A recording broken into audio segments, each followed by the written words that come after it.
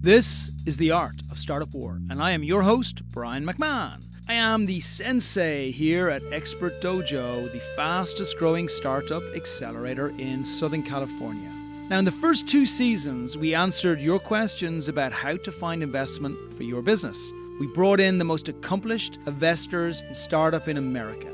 You can find it on iTunes, SoundCloud, and Google Play. Now, here in season 3, we're flipping the script. We're going to hear real stories from entrepreneurs who are in the trenches today.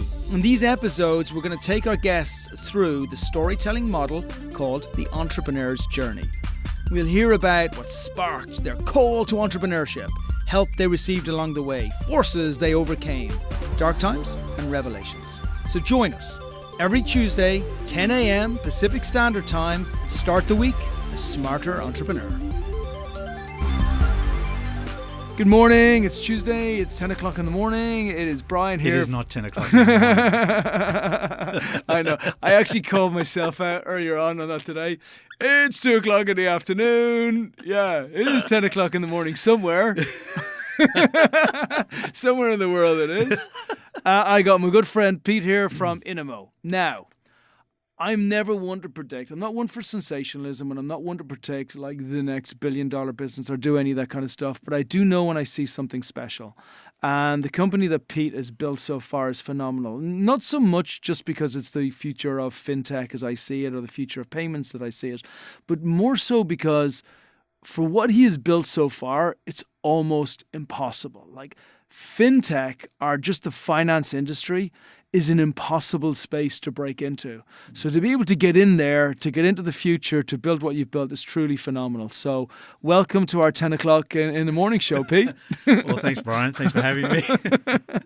So how'd you do it? Tell us a little bit about INAMO first. And I do want to go into the background, but I really want to understand how you managed to build the relationships with some of the biggest credit card processors in the world. Yeah, well, thanks. Well, first, INAMO means in a moment. It's a bit of an acronym on the actual quickness of payments, if you think about it. It's proper Aussie. It's proper Aussie, right? I think we actually have to go back a bit because I exited out of a business and I was sitting around absolutely like an Aussie does on the couch doing nothing, watching football, and my partner, who I hope she'll never hear this, came in one day and literally I was on the couch with a beer, a remote. And I did actually say I could multitask because I had the remote and the beer. And she said, look, you just need to get out of the house, but nothing was inspiring me. You know, we had done cards back home in Australia before, so I had a reputation of doing that successfully. And so when I exited, I got a call my partner said, look, you just need to get out of the house. So I actually went to a serviced office, the old serviced office, got a room. Serve Corp, maybe? Serve Corp, something like that, or one of those, and took my briefcase, put it on the desk, and then went back to the pub. And then I came home, and I went, well, I got out, right? But I wasn't inspired. You know, there was nothing there that caught my eye. And because of my reputation in payments and being successful in prepaid, I got a call from a bank, and they said, look, we've got this big project. Would you be interested in doing cards again, but we'll back you in that. And I knew how hard that was. I knew how hard to get a bank to back you. And if you try to start from scratch, and I immediately took it. And very quickly, we did some of the largest equivalent of your NFL teams back home. We call the NRL football teams. We did those for about 18 months. And what did you do? What did you do with them? And it was just really a membership. You were coming from a position of strength as well, right? Because knowledge. Yeah, you had the teams, you had the partners. Yeah. Exactly. But the thing is, we were getting hit out of the park by volume by the bigger players. Prepaid cards per se, very old, very traditional, and like Green Dot does it over here really well with gift cards and that. And so what happened was I was about 6 weeks away from, basically closing it down. And I went surfing one day and being an engineer, I'm curious, but I went surfing, and after a surf, as we all do, whether you bike ride or you swim, you catch up with your mates afterwards for a coffee, right? Mm-hmm. And it was my turn to shout. And I went to go grab my wallet and I didn't have it. And that was the aha moment. It was, wouldn't it be really cool if? And to the dismay of my mates, I actually just split without paying the bill. And they've never let me forget that.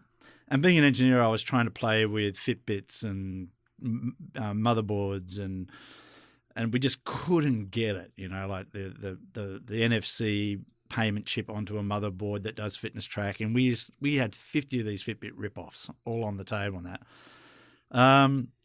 And very quickly what happened was one of the major chip manufacturers, because of my reputation, sought me out, and they said, like, we've been trying to find you.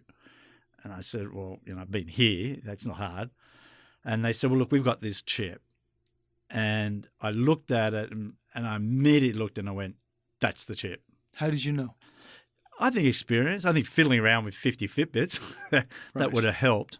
But knowing microchips and knowing NFC chips, I just knew the manufacturers. I knew the people who were in charge of the development of the chips in the first year, 2 years, and what was on the roadmap for a lot of these chip manufacturers. And it was because it came in a SIM card. For the listeners, it's no different to a mobile phone SIM card, right? Where you literally had to pop the chip out, and no one in the world had developed that. And I knew that was the chip. And I said to so the idea is to take a cumbersome, old-fashioned credit card and to convert it into a tiny little chip, whereby every single functionality that you would ever have on the old credit card can actually put in the chip. Absolutely. With the exception of the fraud, because the old credit cards kind of kill it on the fraud, right? They have so much fraudulent use because you're continually handing them away, right? So by putting it on a small chip, which you can keep in some kind of wearable, you avoid all of that. You avoid all of the fraud. I mean, you every 6 months you'll see on TV, right? Whether it's a current affair in 60 Minutes or news, right? There's this guy in a park with a laptop with a reporter and saying, look, I can hack into this person's phone, or I can hack into this person's smartwatch, or I can skim the person's wallet, right, from just standing behind. You can't do that with this chip. Beautiful. And it's just impractical anyway, right? Because it's on your watch, so trying to move, and can you imagine someone running along with a skipper, like this, right? So everything's about timing, right? Like I'm a firm believer in, you got to stay in the game, and because we stayed in the game, that technology got smaller and smaller, Moore's law, to the point where that chip came up, and we were ready, And I knew, because I had 18 months, trying to find this chip. And so, that was the real driver. And, the rest is history. We did it. You also did, just before we go any further, what I loved about what you're creating is, like, leaving aside the fact that it's going to help fraud massively or eradicate it, leaving aside the fact that it's just easier and simpler and nicer to carry. I think the challenge many companies have when they bring out great innovation is that for an older demographic, it's very hard for that innovation to come through. But actually, for an older demographic, your innovation is way easier. So if you say to me, rather than carrying my credit card into Starbucks to get a coffee, all I got to do is have a wearable either on the side of my watch or maybe on my key ring, or maybe just a wearable on its own, and I just have to touch my wrist off their payment machine, and that's all I got to do. Well, actually, this is now an innovation which is easier than what I used to do. Yeah, look, and you're right. If you go to our demographic back home, it's from literally 35 to 80. Now, if you look at when Beta and VHS came out, right, or any new technology, it's normally the early adopters, right? Right. And, Silicon Valley is full of, you get really Crossing the Chasm is a great book about that. It is a great book, actually. We had them speaking here before. Yeah, it's a great book, and I recommend every entrepreneur read it. Yeah. Crossing the Chasm. Well, we kind of crossed over it before we even got to the early adopters. Yeah. And that's rare. Yeah, it's rare. It's really rare where you issue out a product and suddenly mainstream goes first. Yeah. So we've kind of jumped that phase, and then it's nearly like with your son, right? Like yesterday was really cool. That's a market going to the millennials and going younger. that's there for us to take. But the hard one is, the late majority in crossing the chasm are those 35 to the laggards, the 80-year-olds that we've the folks who've still got phones at home. Yeah, and right. They got rotary phones. Exactly, right? That's true, right? And so that's, in hindsight, I've not heard of a startup doing that, in terms of jumping. Me neither. And I think partially the reason is that we're not trying to solve a problem that's not already there. We're trying to better it in terms of people in this country. If you look at the evolution of payments, right? For 59 years, Americans have been swiping since diners issued the very first card, right? Yeah. And then what happened is you guys went to mobile phone and the point of sale wasn't ready for it. Now what's happened is you've gone back to the future where you've gone to chip sign and now you're going to contactless cards. Yeah. And so INAMO is about giving you the peace and security, knowing that when you tap, you've got the same security, the same fraud protection that you would get with any contactless card, but you just don't have to carry your wallet. You don't have to carry your wallet. You never have to let your card leave your hands. It's attached to you at all the times. Yeah. The payment processors come to you so that you can deal with it. Yeah. It's absolutely brilliant. Maybe speak a little bit about the early days, because it's got to have been hard. Like, even though I understand, like, you had the industry in the space, that's going to be huge. You obviously came up with the solution in a brainwash. It reminds me actually of the story of how the cameras came about, the sports action cameras came about when, a surfer was out in the ocean. He strapped like a camera onto his arm so he could show, and then suddenly a whole new wave of GoPros came out, right? Exactly. That exact same story, a problem that's facing a specific demographic that everybody adopted straight away afterwards. But it has to have been hard. Like, even those early days when you're calling up the payment processors and saying, guy, everything's going to change and it's going to change. But by the way, it's going to be me. I'm the one going to change it. Yeah, I think that if you didn't have success like I've had, back home in payments, right, I think it would be very difficult. Yeah. I think, we issued the very first prepay card in Australia with Macquarie Bank. They came to me when I had my previous company.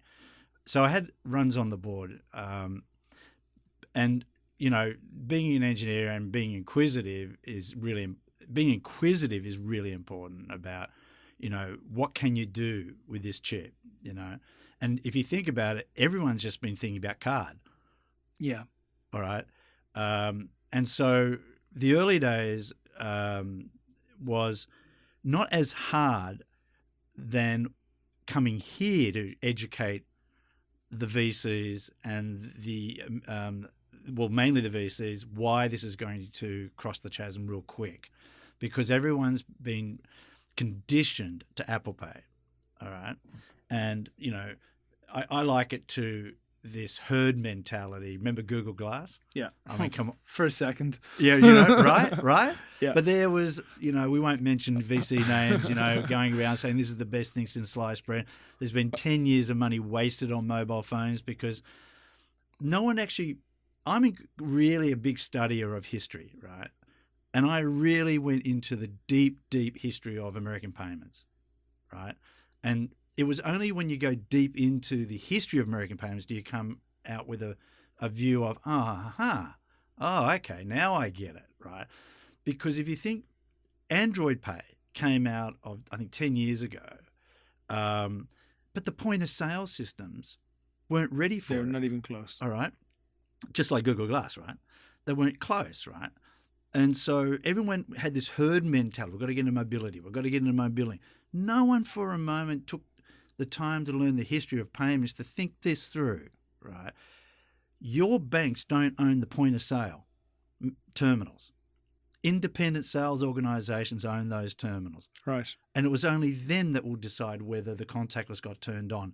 And that's what stopped ignition in the US, right? And so understanding the evolution of payments, where globally it's, swipe, chip, contactless, mobile, smartwatch, INAMO, it was swipe, mobile can't be used at point of sale, so we're going to go to card. And so you're going back to the future now. Yeah. You went straight back. You went straight back, and now you're not going to get. And this is an interesting point. You can shut me down when you're ready, because I can just rabble on. Yeah. I doubt when the US consumer gets used to contactless, mobile's done, because the US consumer has had 59 years of swiping, 5 years of mobile, and it hasn't ignited. So now you give the US consumer a contactless card, which is now in their purse or in their wallet, where their healthcare cards are, where their loyalty cards are, where their driver's license are. They're going to get habitually used to this. They will, and the point of sales will then catch up with some of the ones that are, and they're like, our computers will suddenly become a thing. We'll just touch them. It will go through. There's no entering numbers. There's no hassle. No. It's just there. Yeah. And I love, like, at the moment, I know you're focusing very much in the micro payment area because it's the low hanging fruit, right? Yeah. It's the Starbucks. Like, what the hell? Like, who wants to hand a card off to somebody? So we just want to put our contactless down. We want to be right there. It picks it up. It's done. Yeah.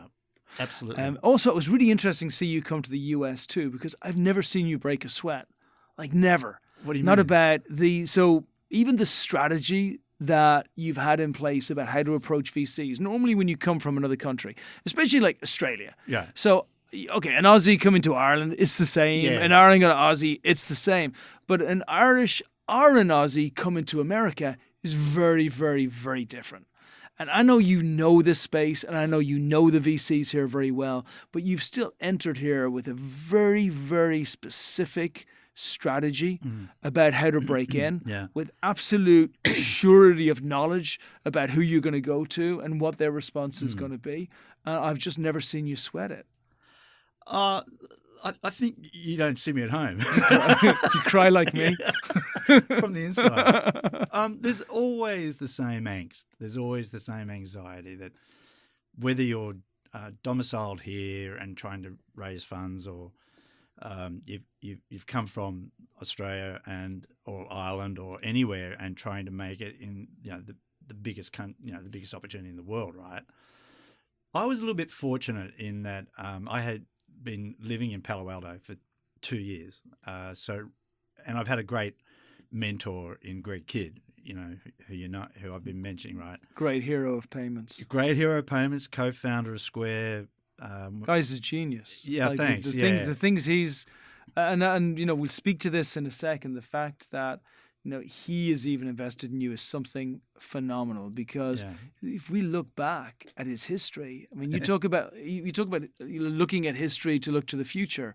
He's hardly had a miss. No, I mean, like, when you think about it, even the ones he's missed, he's chosen to miss because he felt he was a little bit late, but he still knew they were going to kill it. So whether like it's Stripe, the squares, he the passed on stripes, Stripe. Yeah, that was really. He still talks about that a little, but when you look at the first investor advisor to Jack Dorsey in Twitter, 10 years later, Jack contacts him and says, "I got this idea, a little dongle." So they hatch Square at Pelican Beach, Pelican, the bar, the bar at Muir Beach, sorry. Yeah.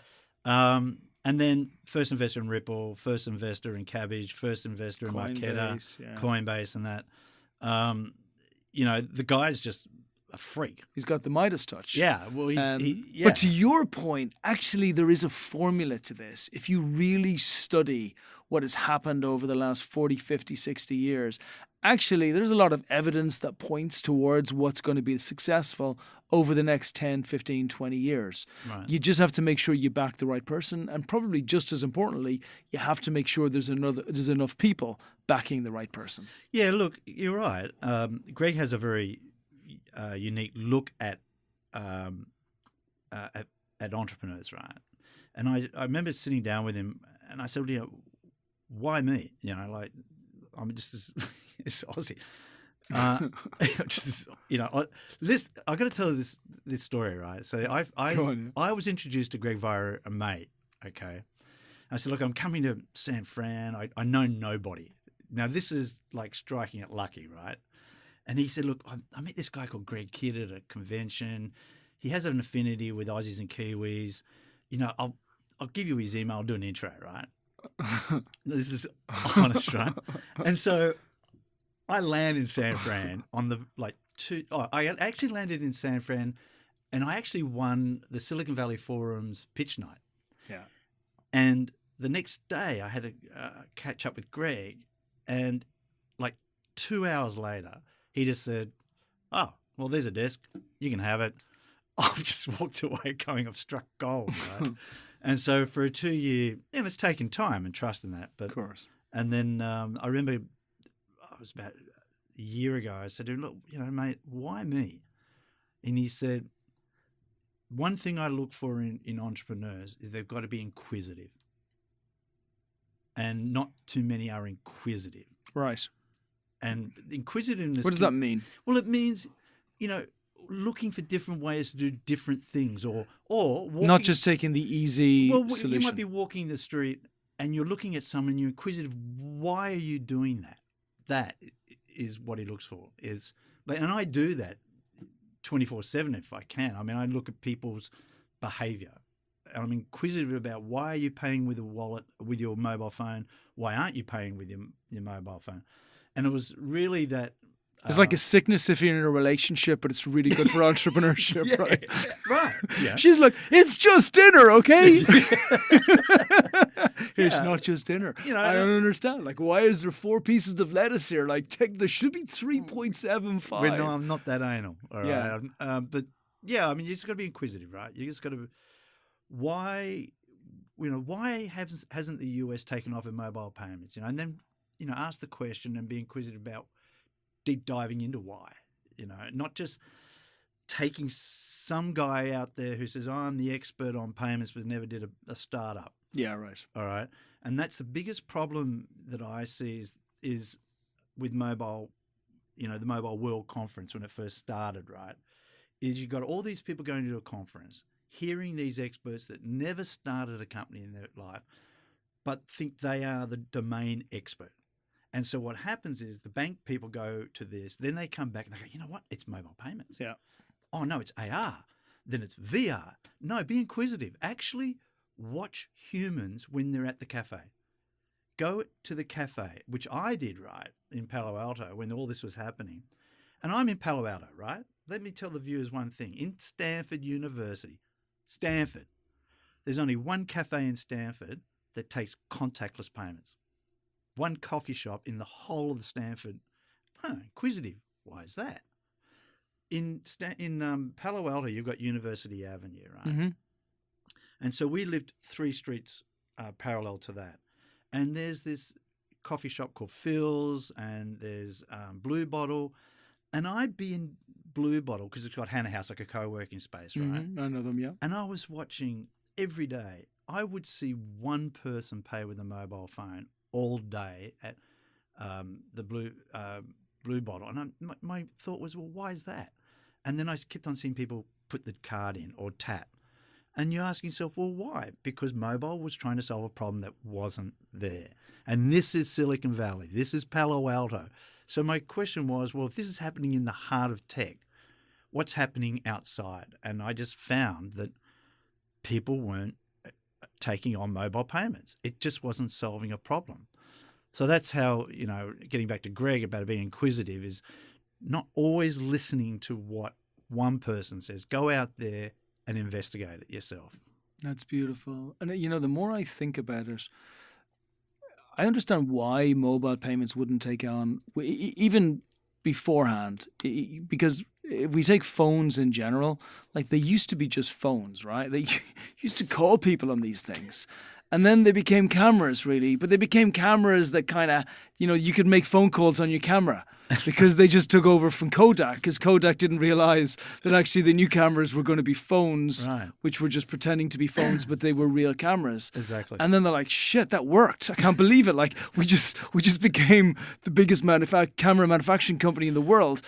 Why don't we just try being a payment company as well, and we'll just keep on trying extra stuff. Exactly. And it just wasn't aligned with what it's for. What we just all want is convenience, ease, and we don't want to deal with fraud. We don't want to deal with people stealing our identity or our numbers or our credit cards or anything if we possibly can. But we also don't want to go crazy worrying about it all the time. So you give me something that I can have in a simple, wearable way. All I have to do is get close to a payment device, not take anything out of my pocket, not touch anything, not do anything. It is a common sense way of going forward for a product which is just that product. But what I love about it is it's not just about payments, right? No, right. The future goes way, way deeper than that because we're going to take convenience to a level that people have only imagined before. Can you talk us through a little bit like what that journey is going to be like? Yeah, absolutely. So, to me, it's always been if you want to change if you want people to pay with a different device or any type of device, you've got to have them habitually doing something, right? So in other words, if you can own the payment part of a human being, the paying with the wearable, then you've got them habitually used to it. Okay. So I've got the INAMO curl or the INAMO wave on my key ring and I'm paying. Next moment it's transit. So now I'm paying on hopping on, hopping off. That habitual behavior is so important. But if I tried to put Fitbit's done it, all right, but not many other people have been able to put a device on a person's wrist and have them use it other than payments. Right. All right. And many have tried, okay. Oh, I've got this wearable that will monitor your blood sugar level. I'm sorry, that's going to last about a month, okay.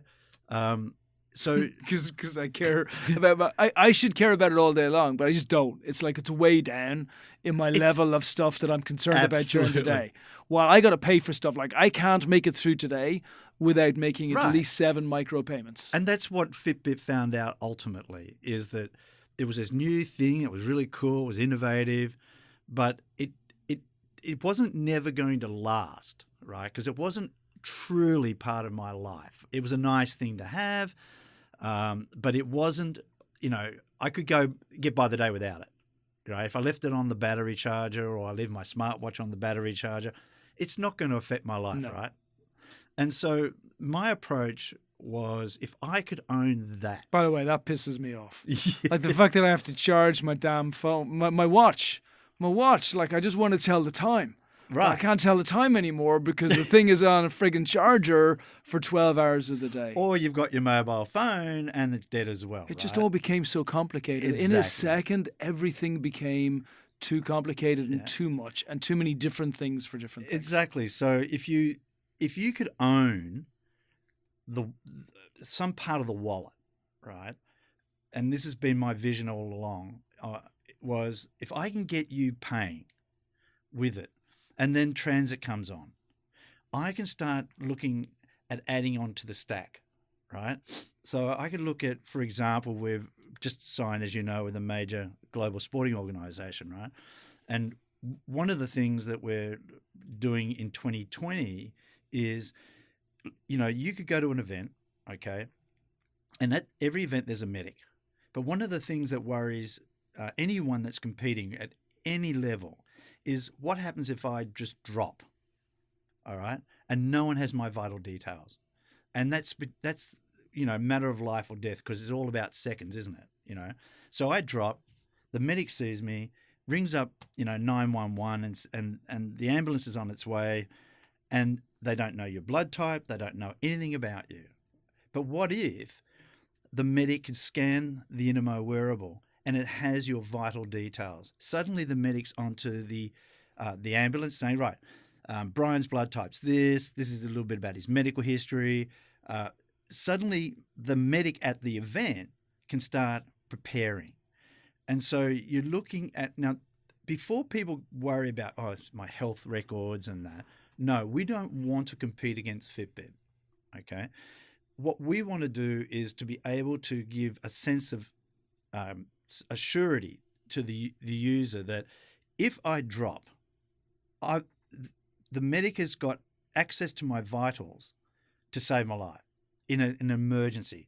We don't want access to your doctor details. We don't want access to, whether Brian had a tooth pulled out when he was 12 years of age or he's had stitches. No, it's just the basic vital details. And so when you look at that, that's your health. But it's not deep diving into your real medical history. It's just the vital stuff, right? And then you look at access. we're working with this global organization where you'll be able to, with the INAMO credit card, book your flights, book your hotel.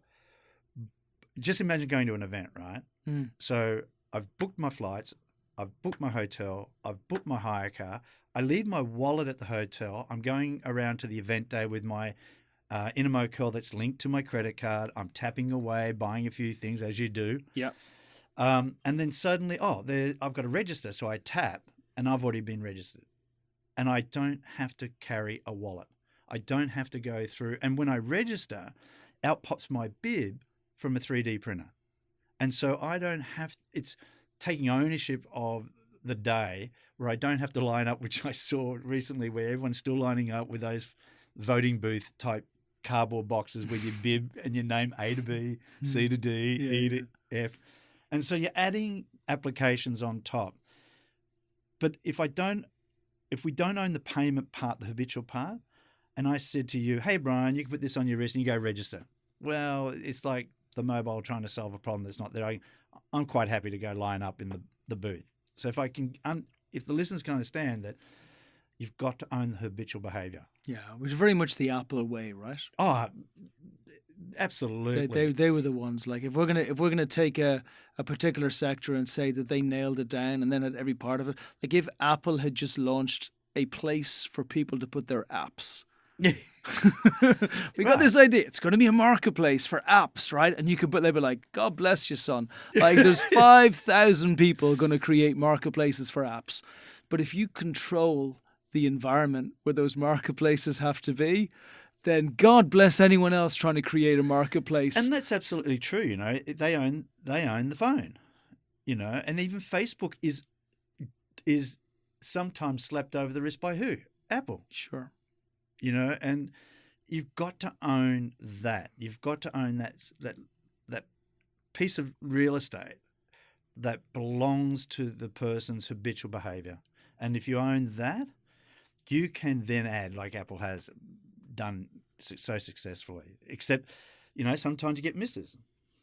You know, what comes next? Like, so there's so many great lessons here, right? There's everything from domain expertise and do things properly. Don't just come in and try and solve some superficial problem with some okay solution that's just going to help a couple of people. Like, approach something big and really respect the size of what you're approaching and respect what needs to be built in. And I really love it. It reflects, you know, values that you don't often see these days.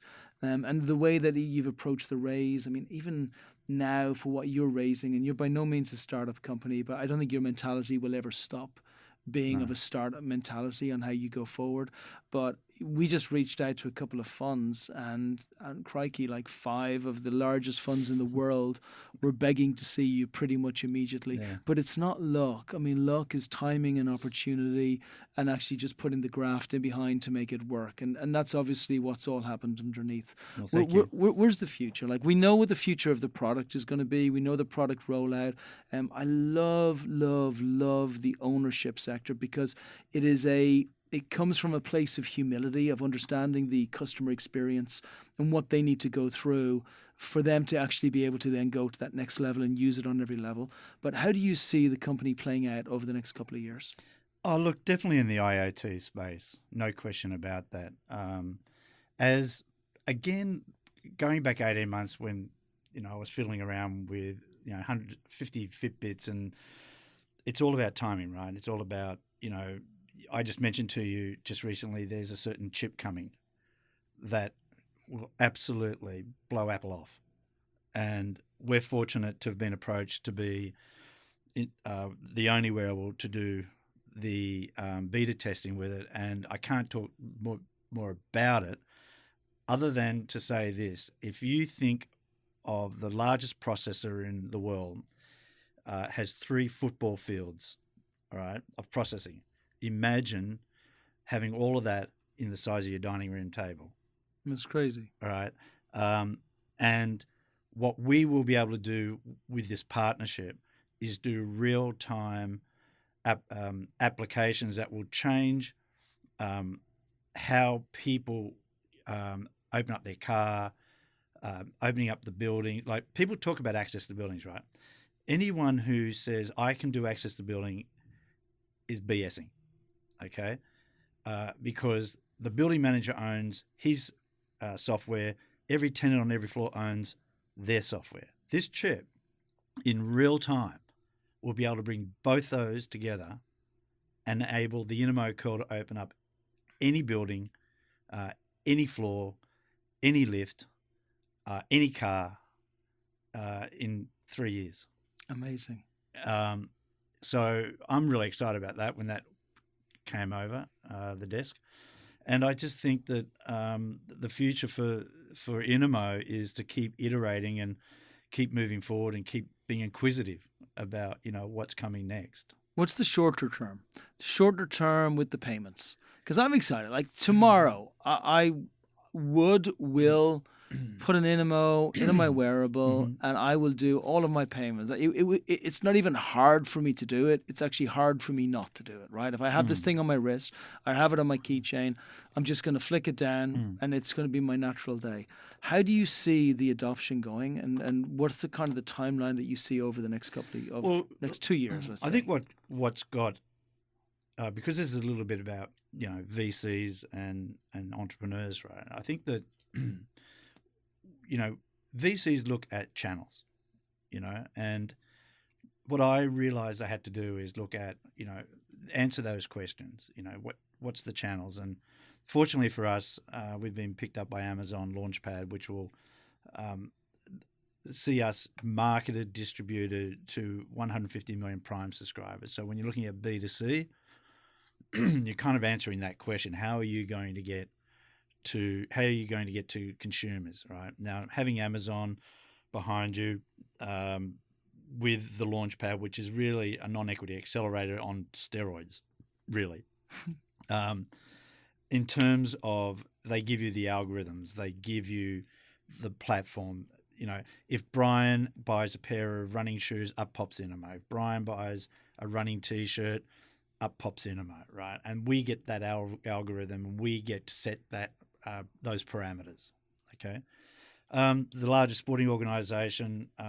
What's exciting about that is that they are the world's largest outdoor sporting organisation. So you got your B2B scenario where you're doing a white label INAMO wearable for them. So you've got your B2C, you've got your B2B. In the next 18 months, it's about focusing on that. And already, I'm getting emails from people wanting to white label, but the entrepreneur in you goes, I'll do that, and I'll take on that, and the key is to be very disciplined and true to your path, your true north. Like we've said Amazon, as you know, and we've said this organization, and that's it.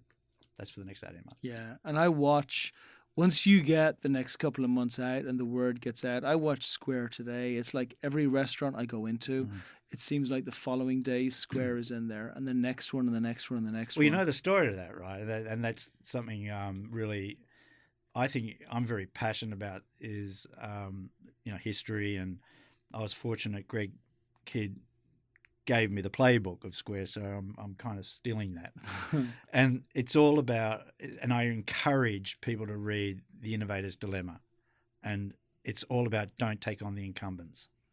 It's a really important book to read and understand, right? So the Innovator's Dilemma about not taking on the incumbents is Square. So Square's competitors were the terminal makers who were putting the terminals into, say, Macy's, Starbucks, Phil's, Pete's Coffee, right? Pardon me. No, not them. Sorry, the Macy's, there was Sears, but those, big organizations, right? And, there's Jack Dorsey going, well, we don't want to compete against them because they're just going to swat us. So what he did is he went down to the Ferry Building in San Francisco, where there were all the merchants, the farmers selling to international tourists. And because the international tourists were bringing international credit cards, the market people couldn't take cards, all right? And sometimes the tourists didn't have cash, so they were losing. So Jack literally went down and gave them a dongle, okay? And suddenly the market guys were able to take credit card on their mobile phone. And the guys, the big guys, right, were looking at that and going, well, that's going nowhere. Because they weren't focusing on the mum and pop cafes, all right? And so what Jack did, and well, the guys at Square did, they just did, Keith Rabois is just a legend, who's one of the first four guys working at Square. They just, focused on the low-hanging fruit. The areas that the incumbents weren't going after. The cafes, right? And suddenly what you had was this tsunami movement of all these cafes taking contactless cards with Square, all right? And, the salespeople up at in Genico's and that were looking at that going, well, I'm not going to get much commission if I go to a cafe and sell them a terminal. And what Jack was able to do then was do his Series A. And then I think he got Visa or Starbucks, vice versa. And then what happened was he then went public and it was too late. All right. And so my advice to anyone is read that book and understand what that book is saying about not taking on the incumbents. So for INAMO, it's not taking on the banks. No, you're going for the micropayments. It's beautiful. You partner with the big boys, so you get strength in numbers. Yeah. You go after the micropayments, which the banks are not really too fussed about. Nah, and then you own the micropayments. But actually, the micropayments are 70% of payments globally anyway. So as you start pushing it up, you get to take over the world. Like proper like, whoa. Well, the thing is that the thing what I love about American payments, right? And this is something that, because Americans, are a little bit insular about what's happening around the world, right? Because it's such a big, big country. People like Jack and Square and Stripe and PayPal could not have started anywhere else other than in America. Yeah. But what they do is Stripe is a good Irish boy, Yep, Batty. two Irish boys. Two Irish boys. Two Irish boys, right? They got the fuck out of Ireland. They did, and they came over to America, and there's a lesson there. Like, they're loving it or hate it. Two Irish guys. The money's here. The money's here. The power is here. The market's here. It's all here. And what happens is, what Stripe is a classic example. So Square is a classic example. Is they are solving a problem for Americans. Okay, they're not solving a problem, for the rest of the world, which is kind of a conundrum when you go meet VCs where they say, well, can you roll this out globally? Well, all those companies were solving a problem because the banking ecosystem in America is so screwed up. Yeah. Okay. That's why there are so many innovative fintech companies, because no one's been able to solve X problem for this reason, right? So, Jack with the dongle, Stripe being able to API. Okay. All right. Imagine two 22-year-olds, right, walking into an Irish bank and saying, hey, guys, can you open up your API so I can API into you? Think about that. Two 22-year-olds, all right, walk into an Irish bank. That's actually nearly a joke. We can start some two Irish boys walk into a bank, right? But two 22-year-olds, this is what's so brilliant about America, what's so brilliant about living here and absorbing is, imagine even us in Australia. Imagine an Aussie guy walking into a bank saying, look, I need to API into your back end. No, ain't going to happen. All right, I'm 22 years of age. That ain't going to happen. Yeah. But it happened here. Yes. And that is why that's why I came here. I want to be around the best. I want to be around the brightest. I want to be around people that challenge me and I can learn, and I'm definitely getting that, whether it's in Silicon Valley or Santa Monica. I mean, there are some super bright people down here, and I know, and I've met them, and that's why I'm excited to be a part of the ecosystem. Perfect. Well, it's been a pleasure. My prediction, pretty easy prediction. Next week, we're going to murder it with the VC meetings. Like, crikey, I can't remember a company ever where 5 of the biggest VC funds in the world are responding back in seconds to meet. The rollout is going to be a huge success. How can it not be? And INAMO are going to be a household name within the next 3 years. Thank you. That's it. That's why I love these podcasts, because I get to sit here and actually be with the most incredible visionaries in the world just before your current success. Thanks. Pete, it's been a pleasure. Long may it continue. Cheers, mate. Oh, we're shaking hands, just so you can see it. Normally we hug, but we're shaking hands. All right, thanks, mate. It's a wrap. Bye. Thanks for joining us. If you love the podcast, please empower your circle by sharing these stories. The Art of Startup War is brought to you by Expert Dojo. And remember, we invest in startups, $50,000 checks. Make sure you apply on our site if you are one of those great entrepreneurs looking to bring your company to the next level. As far as the Art of Startup War is concerned, we are back every single Tuesday at 10 a.m. So remember, check out the new episodes. If you want to find out what the investors think, check out season 1 or 2. But make sure you join us every single week.